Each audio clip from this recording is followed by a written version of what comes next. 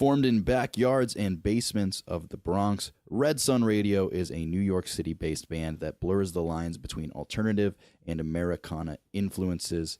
They are on the verge of releasing their debut album in late spring. Ladies and gentlemen, I have Ken Eiselhart. Am I saying that right? You are, yeah, Eiselhart. Perfect. Ken Eiselhart of the band here today. Ken, how are you doing? I'm doing great. DJ, how are you? I'm awesome, man. I'm great. I'm excited to dive into this. So talk to me a little bit about this. You guys say, you blur the lines between alternative and Americana. What are some of your, the main influences that come out in what is called Red Sun Radio?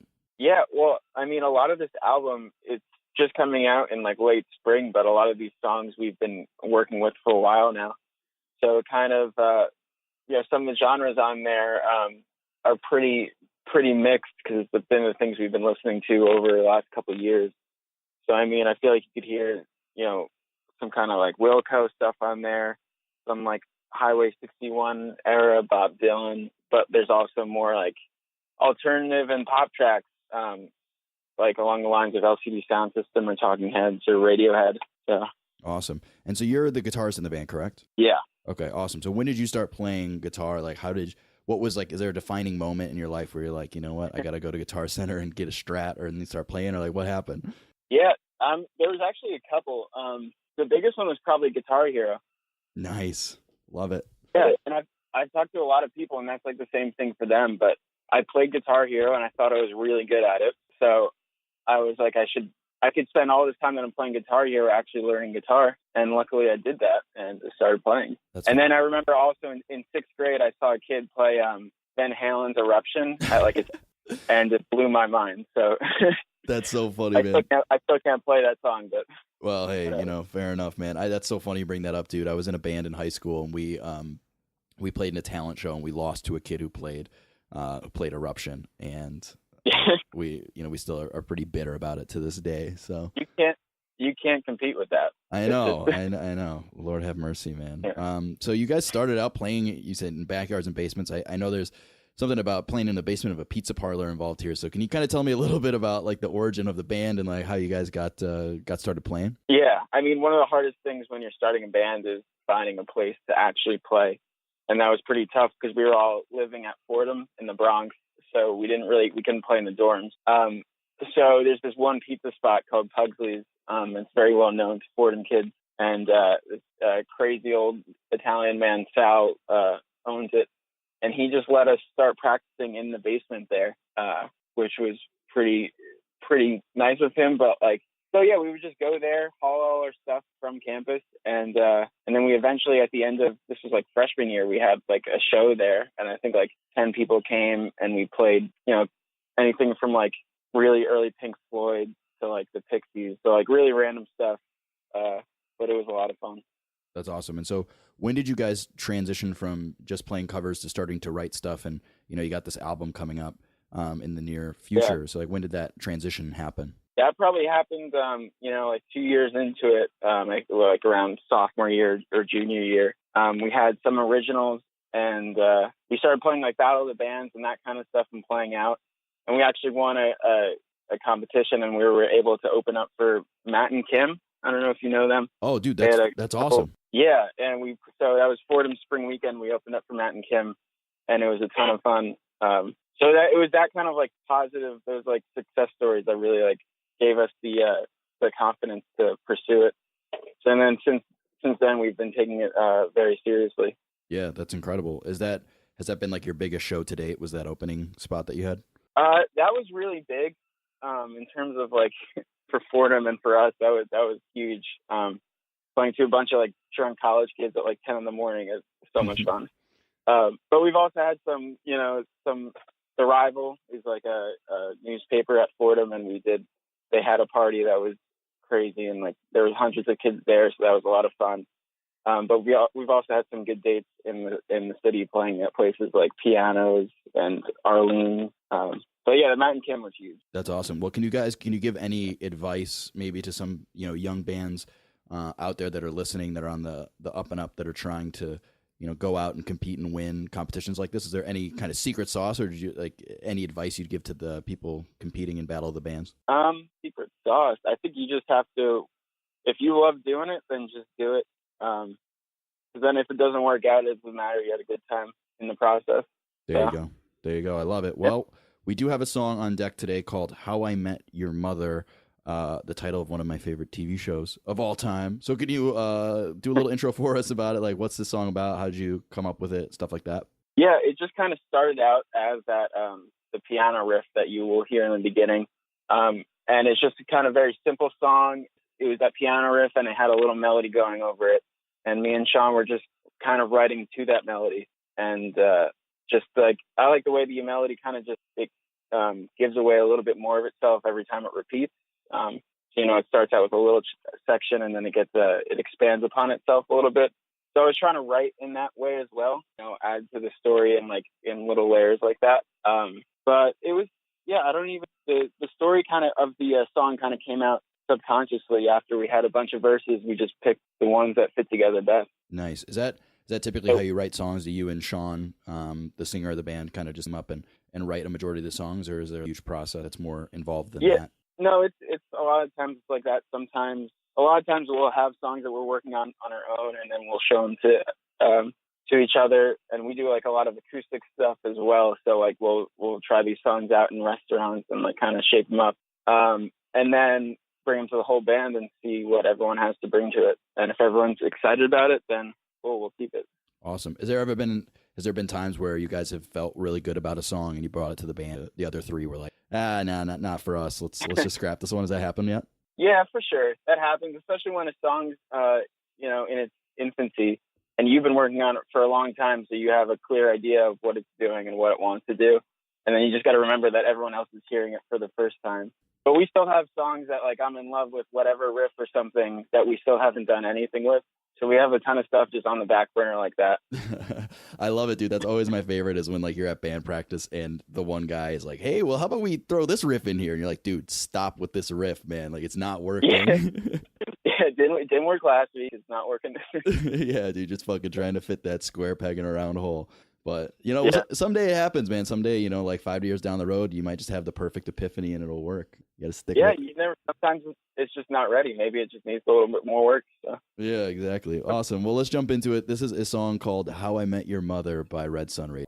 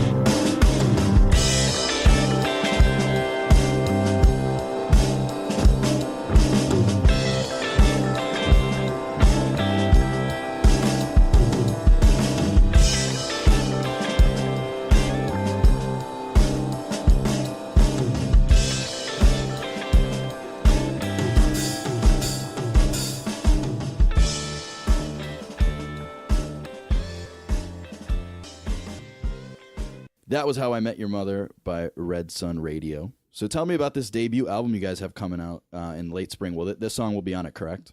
Yeah, so this is our lead single on it, which is coming out as I record this tonight at midnight on SoundCloud. So by the time you guys hear this, you can check that out. So yeah, this is the lead single off of it, and it kind of represents one of the two sides of the album. We have that alternative and more poppy side, and then we have some more Americana-y stuff that you'll also hear on there. So there's, like I said, we recorded this, or we were writing this album kind of over the course of a couple of years, so it represents a couple of the different things that have been inspiring us since then. Awesome stuff. Yeah, so how do you guys plan to release it? Are you going to do some more singles? Or are you going to kind of do the approach where you do, a bunch of singles and then do the whole thing? Or is there any kind of thought that has gone into it yet? Yeah, we have actually next, I think we're going to have a music video come out, which we filmed at this house that was being renovated in upstate New York. So we're really excited for that. I think that'll be next. We have some singles we want to get out there because there's some really good songs that we want people to know, before they even know the album. And I want them to get their due credit. So we're going to try to definitely push out those singles and then get the album out by late spring. Good stuff. Man. Hopefully we'll just be bombarding people with good songs until the album comes out, and then they have to love it. I love it. Well, hey, we can certainly only hope, right? Yeah. Good stuff, man. Well, so maybe out there at Fordham or at other places in the Bronx or New York, are there any under the radar artists that you guys have played with, or any friends, bands, and stuff like that you think people should hear about? I mean, yeah, they're funny. You got to check them out, but check us out first. Red Sun Radio. Nice. I like it. Okay. Shameless plugging. Good stuff. Awesome, man. All right. So how can people, if people are excited, they want to check out Red Sun Radio, they like what they hear, how do they stay in touch with you? How do they find you? Yeah. So hit us up on Instagram, Facebook, Twitter.